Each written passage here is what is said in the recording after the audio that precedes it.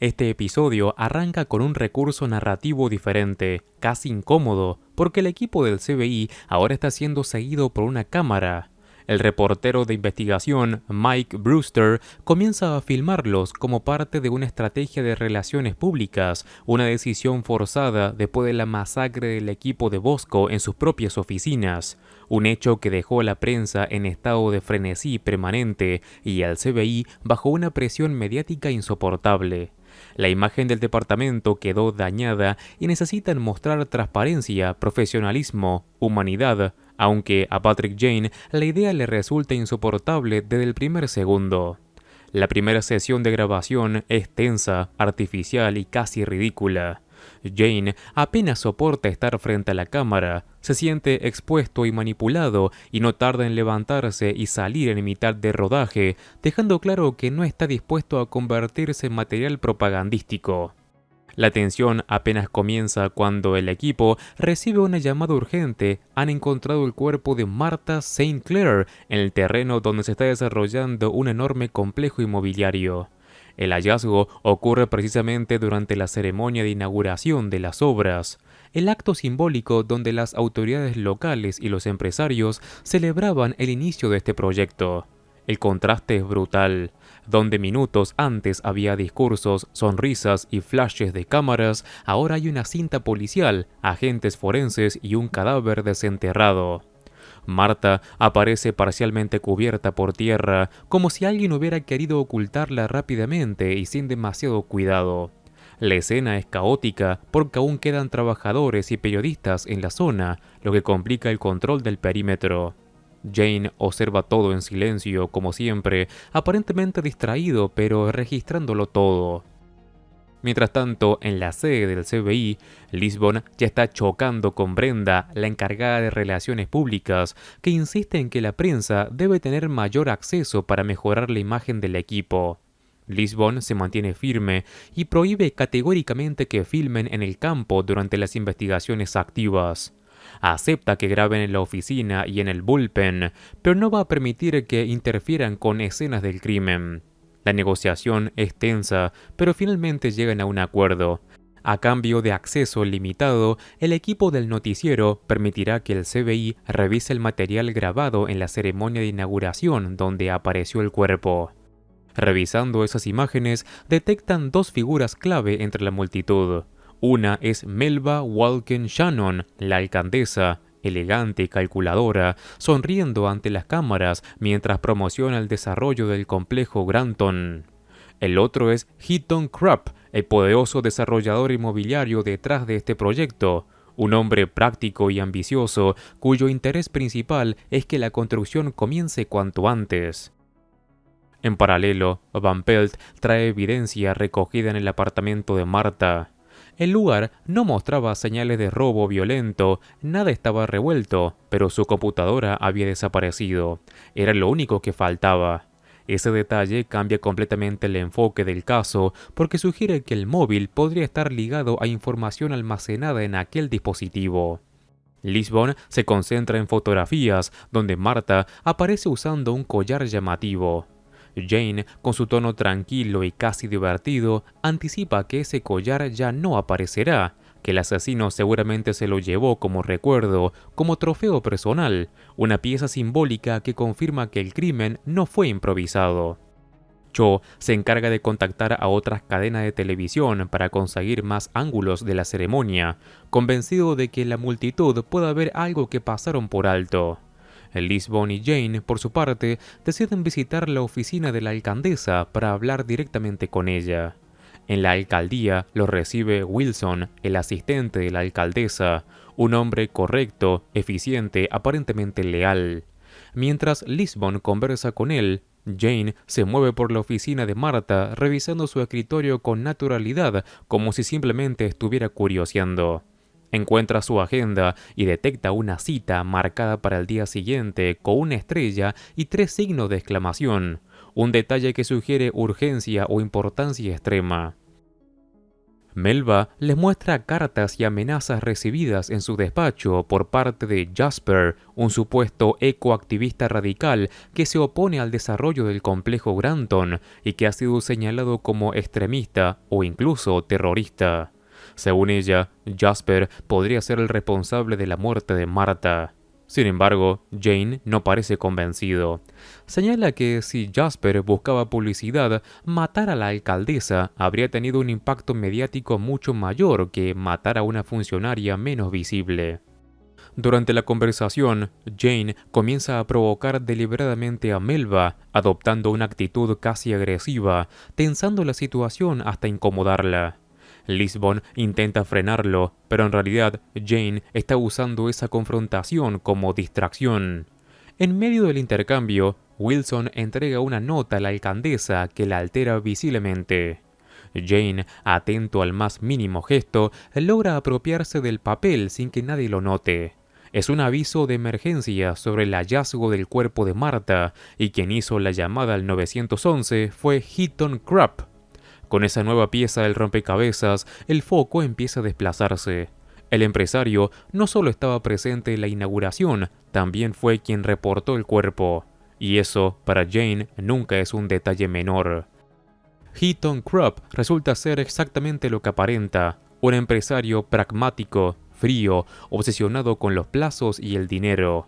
Cuando Cho y Rigsby lo enfrentan en su oficina instalada en un tráiler dentro del terreno del complejo, él se muestra irritado por la interrupción y deja claro que lo único que le importa es cuándo podrá comenzar la construcción de forma definitiva.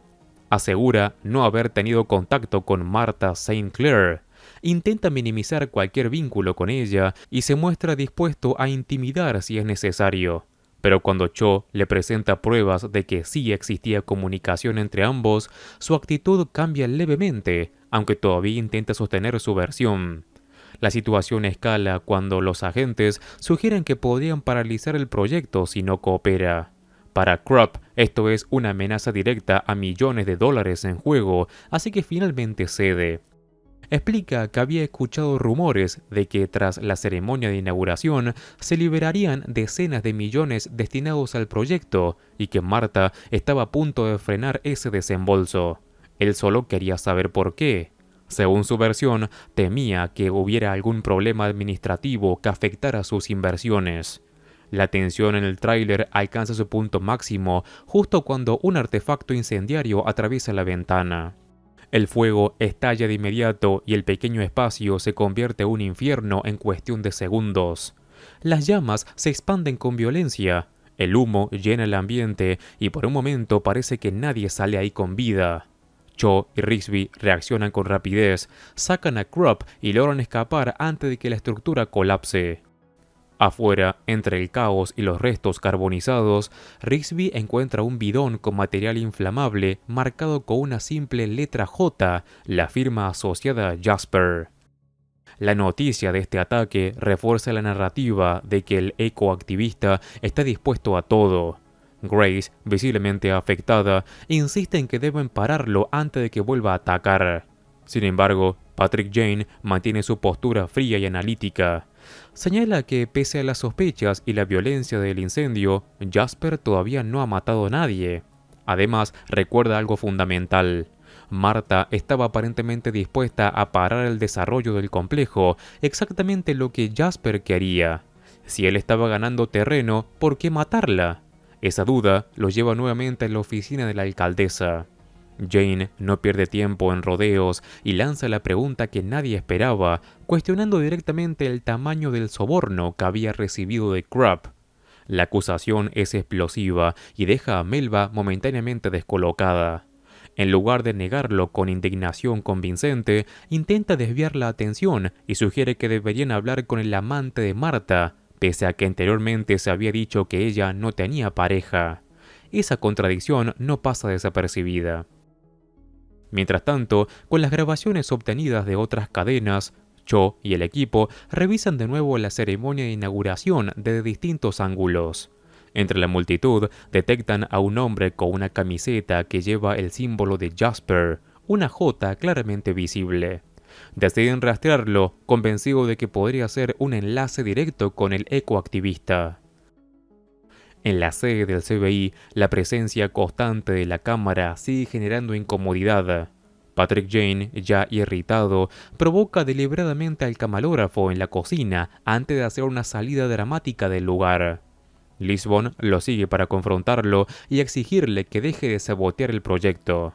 Jane le recuerda con sutileza que la última vez que estuvo frente a cámaras, su vida se desmoronó públicamente, una referencia implícita a su pasado como medium televisivo y las consecuencias devastadoras que eso tuvo cuando Red John atacó a su familia.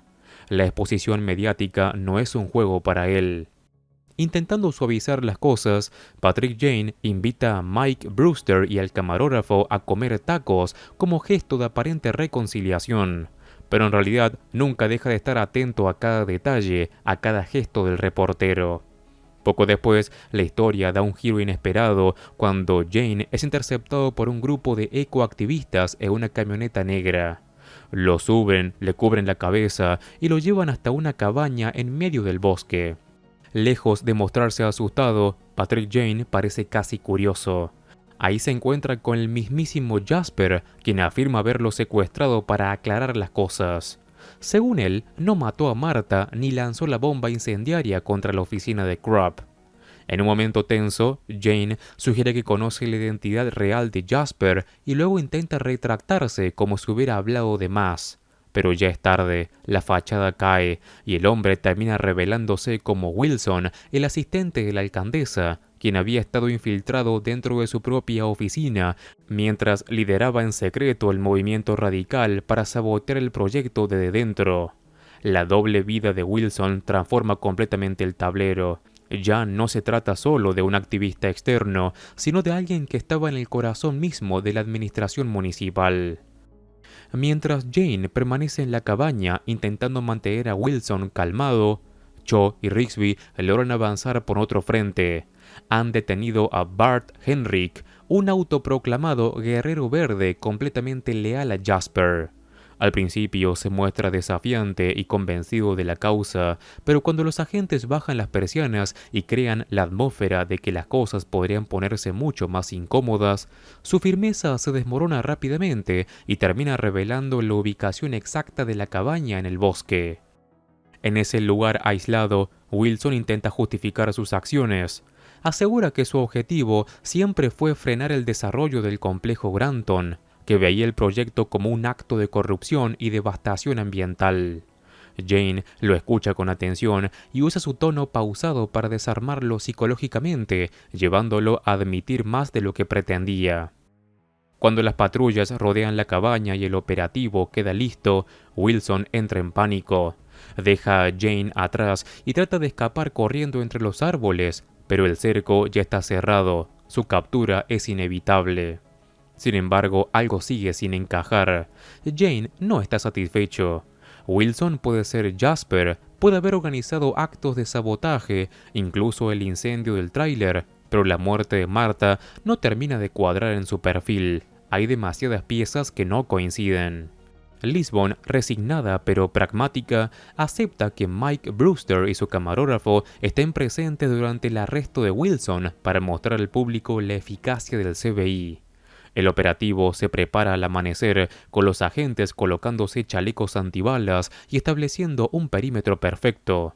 Todo parece un triunfo mediático en construcción.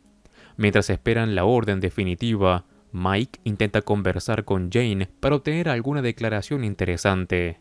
Jane, como siempre, desvía la conversación con aparente ligereza, hasta que, casi sin esfuerzo, desliza la mano en el bolsillo del reportero y encuentra algo que cambia por completo el rumbo del caso: el collar de Marta. Ese detalle lo explica todo. En la sala de interrogatorios, Mike ya no puede sostener su fachada de periodista objetivo. Poco a poco arma su propia versión de los hechos. Sabía que la alcaldesa estaba aceptando sobornos de Krupp, pero no tenía pruebas suficientes para publicar la historia que lo consagraría profesionalmente. Había estado presionando a Marta para que le facilitara la información, pero ella se negaba. Cuando tuvo acceso a su computadora, encontró finalmente la evidencia que necesitaba. Descubrió que Marta estaba reuniendo pruebas y que estaba a punto de exponer la red de corrupción. La confrontó. La discusión se volvió violenta. Él estaba furioso porque ella le había ocultado una historia capaz de impulsar su carrera, mientras que ella estaba indignada porque había invadido su privacidad y puesto en peligro una investigación delicada. La pelea escaló hasta que perdió el control y la mató. Luego tomó la laptop para borrar rastros y se llevó el collar como recuerdo, un trofeo inconsciente que terminó delatándolo. El incendio del tráiler y la figura de Jasper habían sido distracciones perfectas. El caos ambiental y político le proporcionó la cortina de humo ideal para que su crimen pasara desapercibido. Con la verdad expuesta, tanto Melba como Wilson son arrestados. Wilson acepta testificar contra la alcaldesa a cambio de cierta indulgencia por los delitos cometidos como Jasper. La red de corrupción queda al descubierto y el caso se cierra públicamente como un éxito del FBI, aunque detrás de cámaras la sensación es más amarga que triunfal. Cuando todo parece finalmente en calma, llega un momento inesperadamente humano.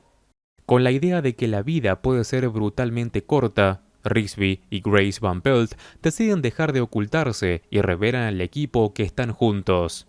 James apenas logra contener la risa ante la total ausencia de sorpresa de Cho, que ya lo sabía desde hacía mucho tiempo. Lisbon, en cambio, se muestra molesta, consciente de las complicaciones que una relación interna puede generar dentro de este equipo. No sabe aún cómo manejarlo, pero deja claro que no será un asunto menor.